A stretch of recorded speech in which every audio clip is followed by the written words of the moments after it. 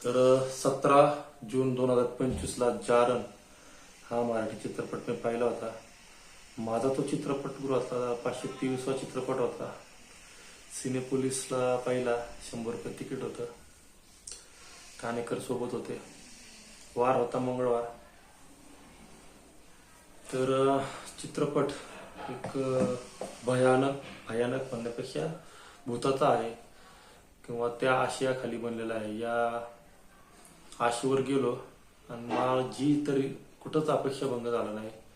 सुरुवातीपासून शेवटपर्यंत चित्रपटाने खेळून ठेवलं आणि जो शेवटचा जो काही सीन होता ना, तो म्हणजे पुढील काही आठवडे माझ्या डोक्यामध्ये भिनत होता तो सीन, की किती प्रेम असतं. म्हणजे एखादा अपत्य वगैरे नसेल तर मग त्याचा तो आभास, मग ते त्याला रमवणं, मग हाय ती नाती कशी विसरणं.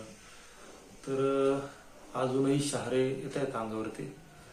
तर जारण चित्रपट पाहण्याचा सारखं आहेच.